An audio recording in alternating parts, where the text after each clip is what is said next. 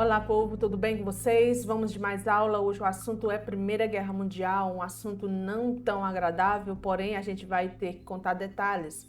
Começamos aqui com uma cena emblemática de jovens colocando flores em túmulos de milhares de soldados na terrível Batalha de Somme. Já ouviu falar na Batalha de Somme e outras batalhas que ocorreram dentro da Primeira Guerra Mundial? Não? Fica comigo que já a gente vai aprender um pouco mais sobre essa e outras batalhas.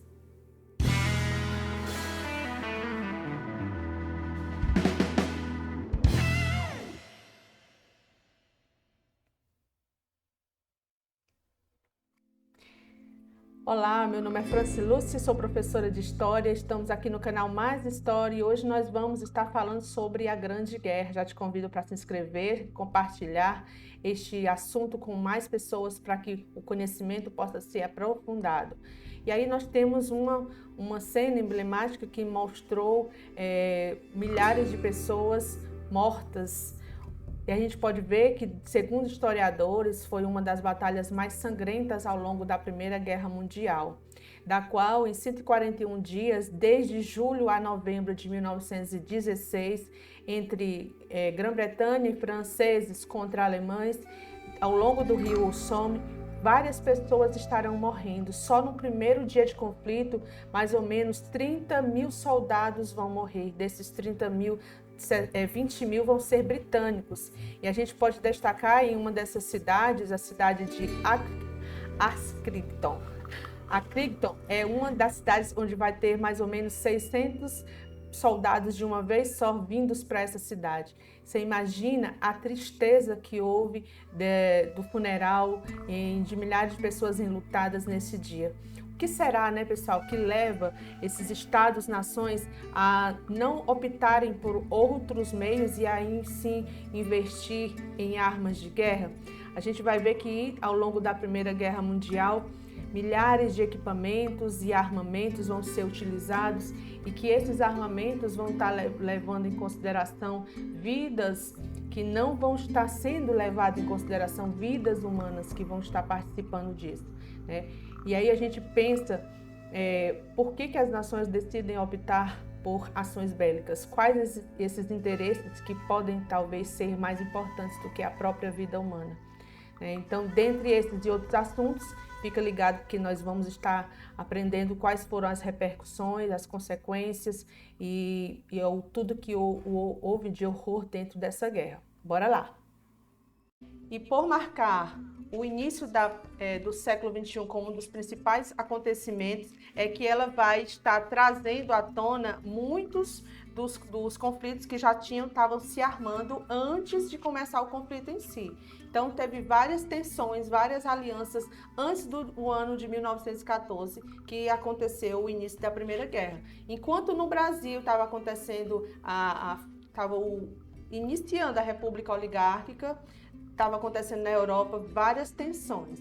E aí a gente vai estar observando que alguns foram os motivos que levaram a essa guerra, como a gente já viu em outros momentos. O imperialismo, visto por nós no 8º ano, como uma das consequências da segunda Revolução Industrial, países que queriam melhorar sua economia, buscaram mais áreas de influência, partiram para a África e a Ásia, e com isso dividiram todos os recursos que lá haviam. Então, a Alemanha e a Itália ficou nessa divisão da África e Ásia atrasados nesse processo chamado de neocolonialismo, e devido a essa insatisfação e outros conflitos que estavam havendo, houve essas alianças que favoreceram com que essa guerra acontecesse.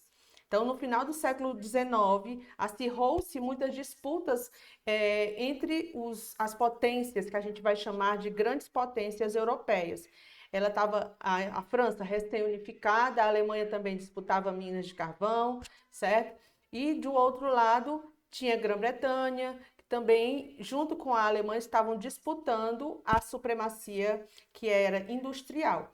Houve um rompimento do equilíbrio europeu, com a Alemanha, que estava começando a buscar essa luta pela hegemonia industrial, se unificando tardiamente, ela vai ser uma ameaça para a Grã-Bretanha. Então, esse rompimento vai ser muito importante para a gente observar que as tensões já iniciavam aí. Simultaneamente, vai estar surgindo movimentos também nacionalistas. Várias rivalidades vão estar acontecendo entre esses impérios. Por isso que o nome é imperialismo. Todas essas nações vão querer formar e vão formar verdadeiros impérios devido aos lucros que elas vão ver dentro dessas colônias. Então, vai ter o anglo-alemão, que vai estar rivalizando Inglaterra, que na época chamada de Grã-Bretanha, com a Alemanha. A França e a Alemanha também vão estar rivalizando.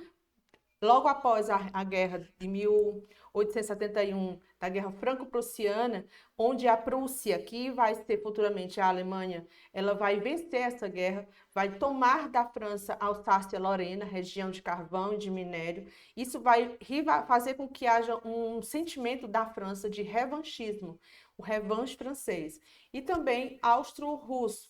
A Rússia também vai querer dominar o Império Turco-Otomano, ela vai querer obter o domínio do mar Mediterrâneo e controlar a península, uma península muito importante, que vai ser, naquele período, uma mina de pólvora. Estava precisando só uma faísca para que essas minas, essas pólvoras pudessem aumentar, né? Então, a gente vai ver que essa rivalidade vai provocar os nacionalismos, movimentos, como a gente já viu aí, entre grandes impérios, Austro-Húngaro, Rússia, a França contra a Alemanha. E esse sentimento nacionalista é no sentido maior da palavra, o amor exacerbado, quase não sabe a palavra, exacerbado da nação, a nação.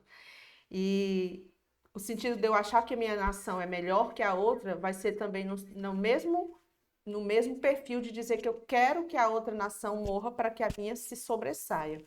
E aí o sentimento também de superioridade da raça superior, que estava tendo aquela ideia de raça superior ariana, né? Que vai firmar ainda muito mais lá na Segunda Guerra Mundial. Então, no fim do século XIX e início desse século XX, várias potências vão formar alianças. E essas alianças, as principais delas vai ser duas, a Tríplice Aliança, vai ser junto à Itália, à Alemanha e o Império Austro-Húngaro.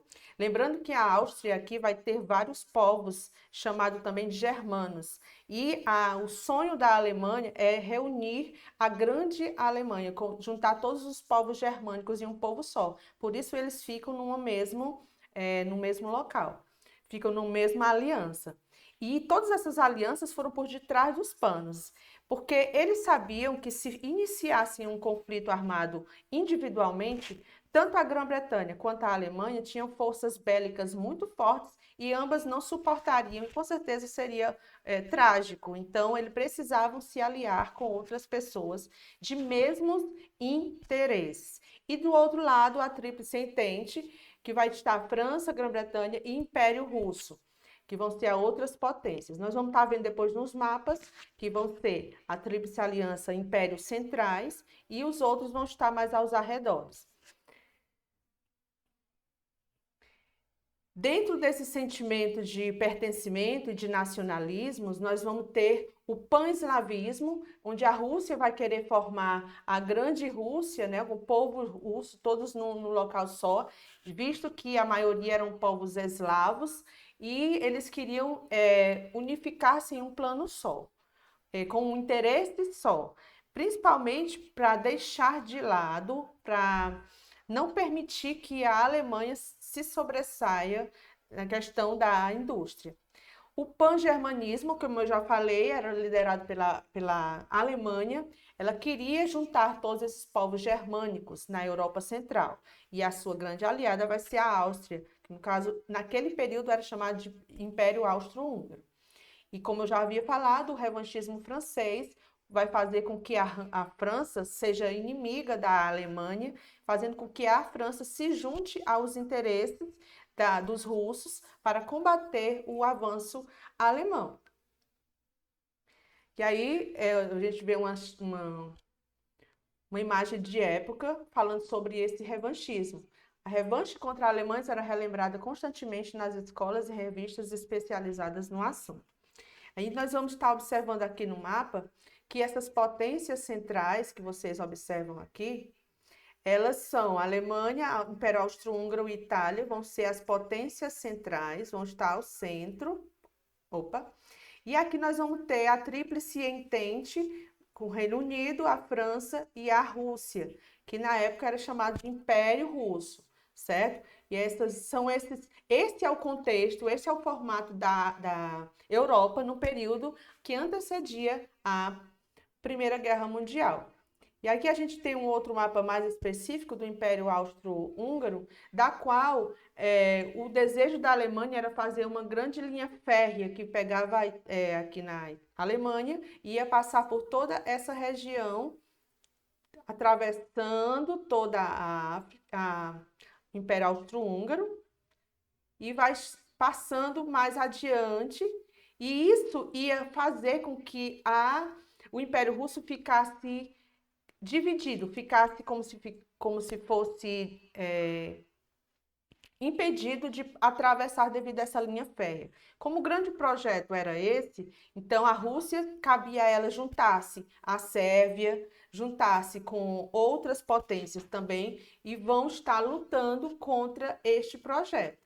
Isso vai fazer com que uma fagulha só pudesse fazer com que uma nação puxasse a outra para o início da guerra. Havia também a chamada paz armada, enquanto eles viviam no período de Belle Époque, que é essa fase de euforia em que a Europa vivia, que se achava superior pelas grandes transformações acontecidas na Segunda Guerra Mundial, onde a Europa era vista como a melhor e a mais próspera, levando a civilização e a tecnologia para todo o mundo.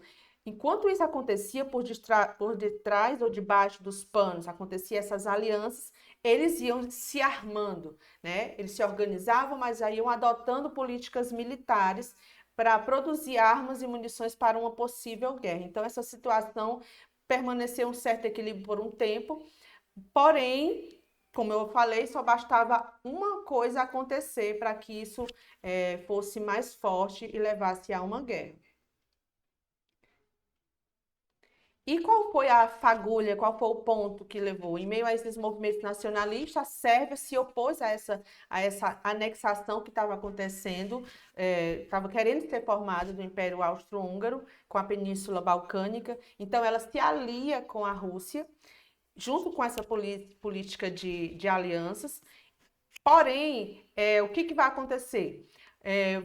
O Império Austro-Húngaro vai anexar uma região muito importante. E essa região vai fazer com que os sérvios não gostem dessa política. Vamos dar voltando aqui no mapa para você estar vendo aqui que ele anexa a Bósnia e Herzegovina. Como ele faz essa anexação nessa região, isso vai fazer com que haja essa fagulha, esse ponto. Então, o que o imperador resolve fazer? Ele vai fazer como se fosse vistoriar essa região que ele estava recém-anexando, o Império Austro-Húngaro estava anexando, que era a Bósnia e Herzegovina, e vai fazer um passeio. Francisco Ferdinando, o herdeiro do Império Austro-Húngaro, vai fazer um passeio dia 28 de junho de 1914 a essa região em carro aberto com a sua esposa. E ele é alvejado, assassinado por um jovem que pertencia a uma associação chamada de Mão Negra, e ele vai atirar contra Francisco Ferdinando.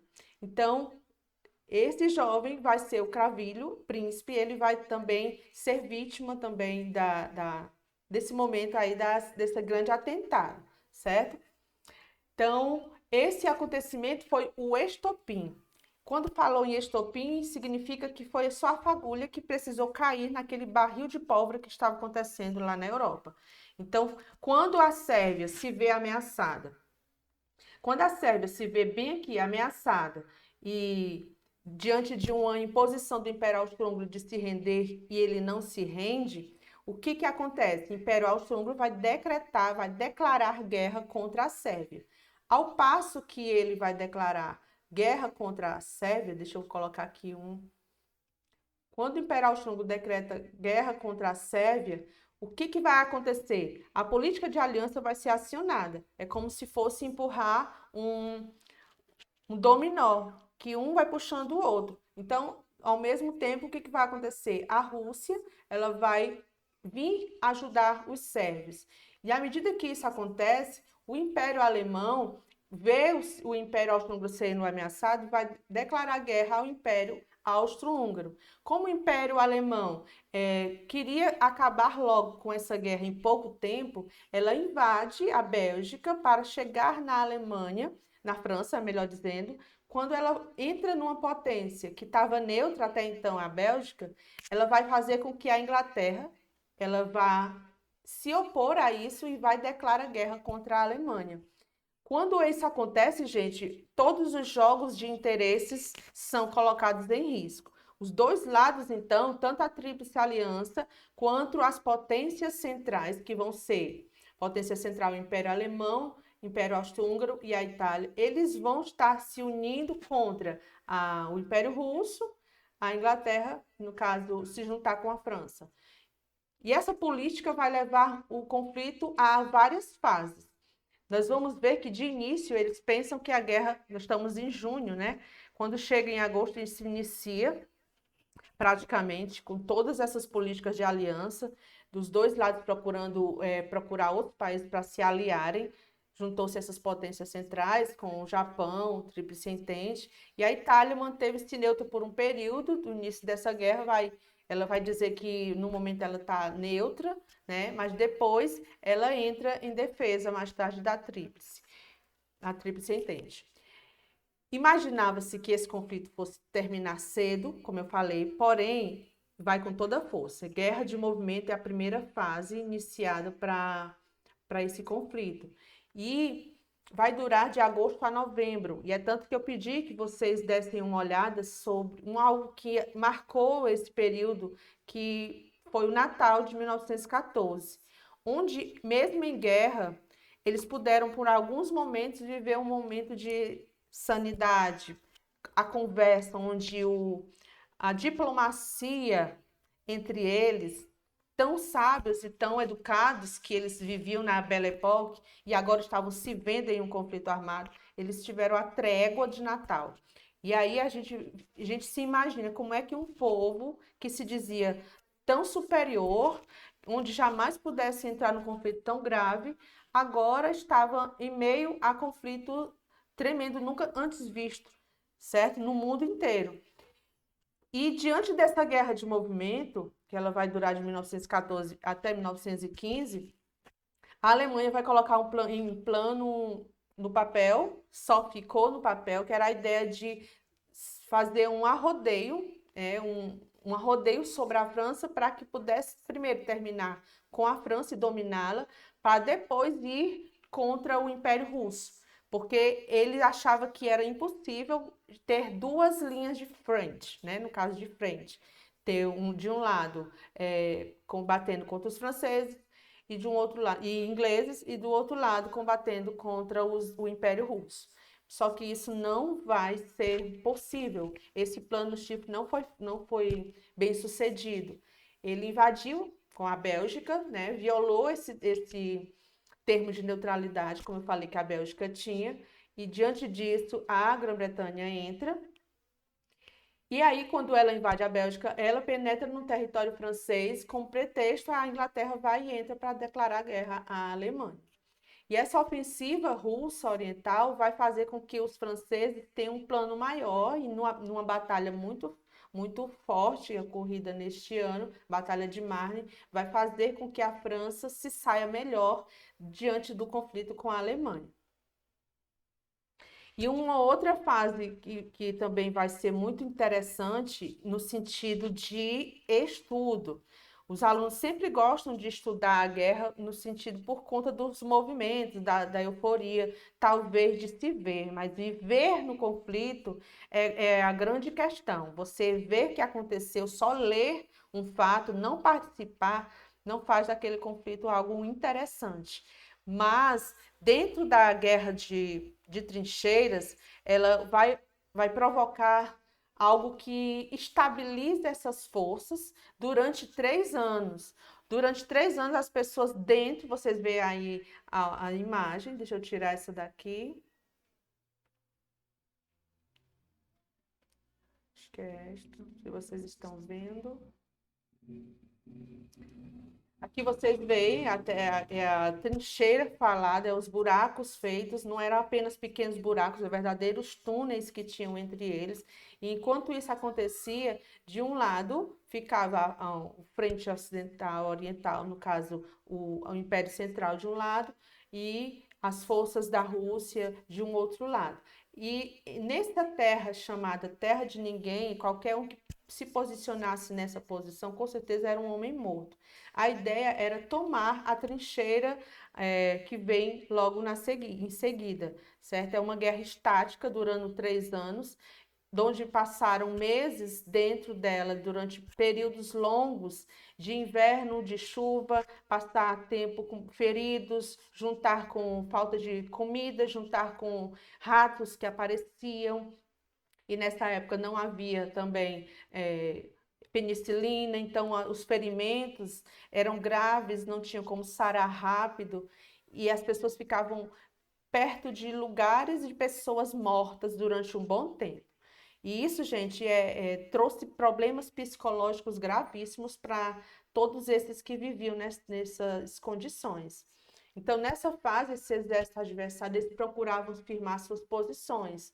E a Inglaterra, França de um lado e a Alemanha do outro tomaram posições do norte até a fronteira da Suíça. Então, a gente vê imagem de satélite até hoje, que a gente pode estar vendo a crueldade e o tamanho que foi essa guerra. E ela foi vencida por canhões, né? Uma das principais armas, tanques de canhões, né, que foram criadas nesse período. Na frente oriental, o exército alemão vencia sucessivas batalhas contra o mal treinado, mal alimentado exército russo.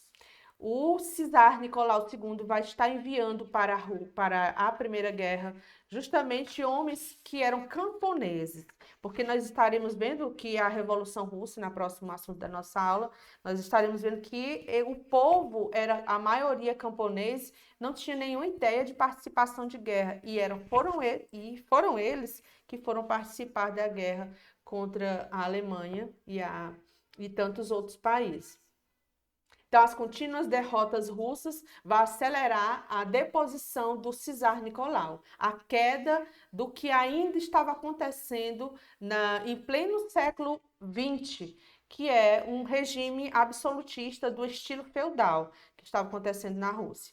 Então, em 1917, a Rússia sai da guerra, mas devido a grandes manifestações populares que já estavam acontecendo desde muito tempo contra o regime czarista, que nós estaremos vendo logo mais. Diante disso, os russos, já depois da Revolução Russa, vão assinar, só com a entrada de Lenin no poder, um tratado chamado de Brest-Litovsk, da qual a Rússia perde vários territórios e também da qual ela vai retirar-se da guerra, deixando os alemães agora tendo condições de vencer. Porém, contudo, todavia, o que vai acontecer? Outras forças vão entrar quando a Rússia sai.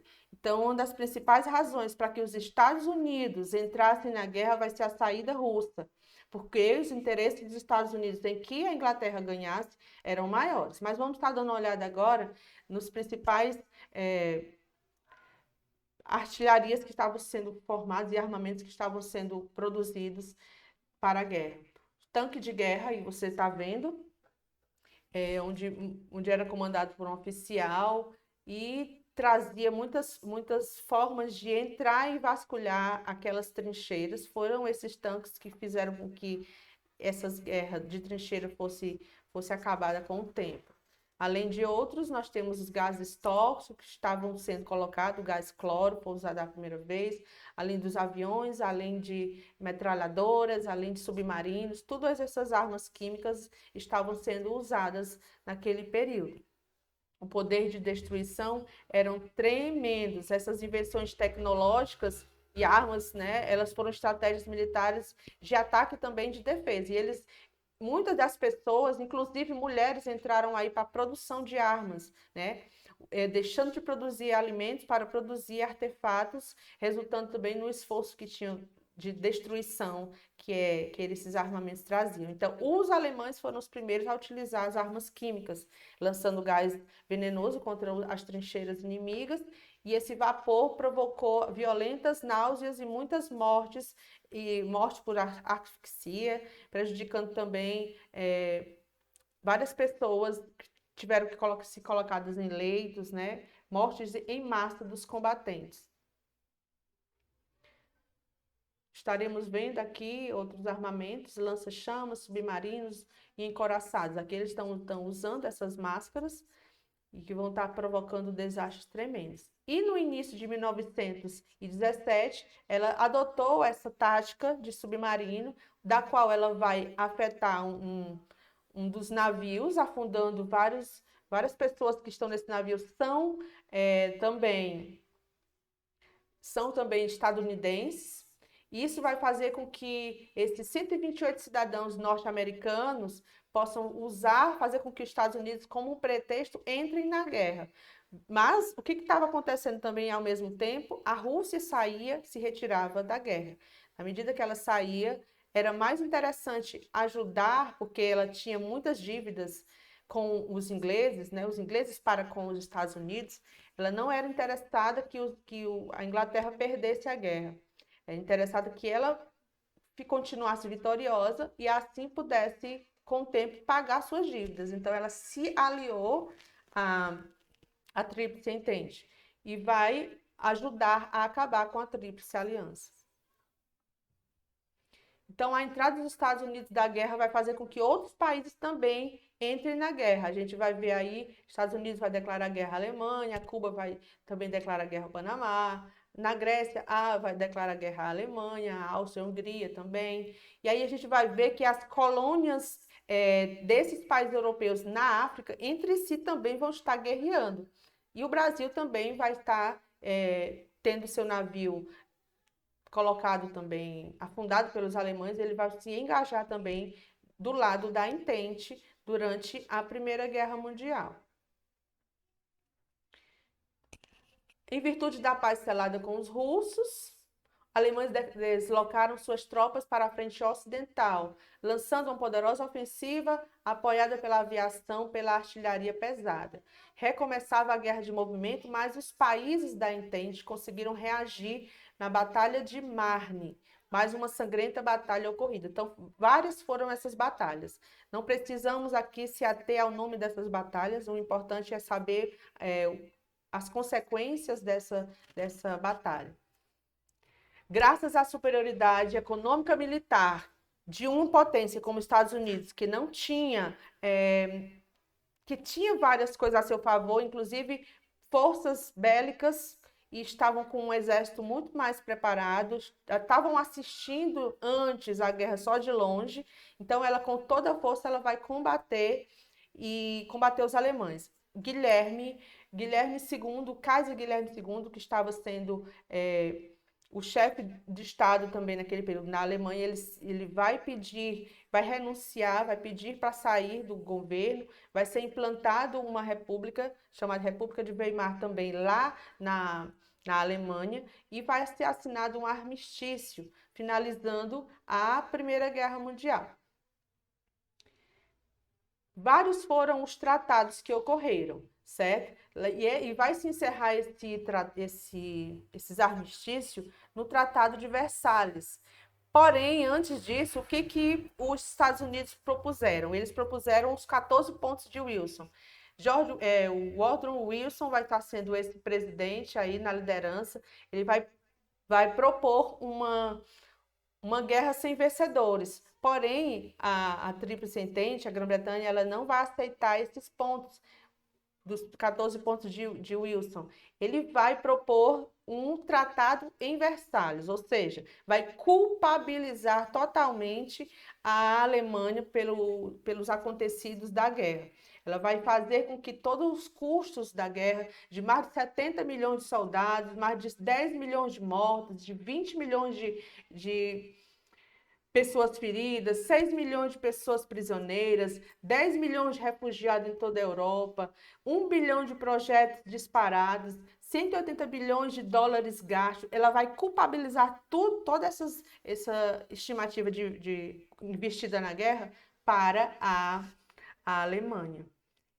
E isso vai fazer com que o Tratado de Versalhes fosse pago agora no século XXI. Há pouco tempo foi que a Alemanha pagou este tratado, no caso, essa dívida grande que ela vai ter deixado, onde vai impor várias coisas para que a Alemanha pague, né, por tudo que ocorreu. Então, os países da Tríplice Entente vão colocar o Tratado de Versalhes, trazendo assim o fim da guerra, e eles vão considerar a Alemanha culpada pelo conflito e vão fazer com que a Alemanha devolva a Alsácia-Lorena para a França, vão fazer com que o exército alemão fosse reduzido a no mais de 100 mil soldados, e isso vai trazer uma humilhação grande para os alemães, e vai fazer com que a Alemanha nutra mais uma vez um sentimento de revanche. Lembrando que já nesse conflito da Primeira Guerra, já lutava o cabo Hitler. E ele vai nutrir dentro de si o desejo por uma revanche.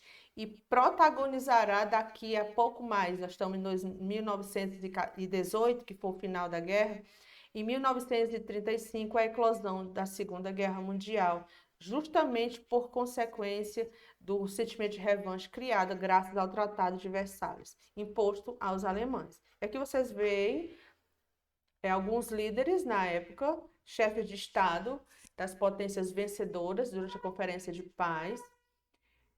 Nós temos aqui à direita Lord George, da Inglaterra, Vittorio Orlando, da Itália, Georges Clemens, da França, e Woodrow Wilson, dos Estados Unidos.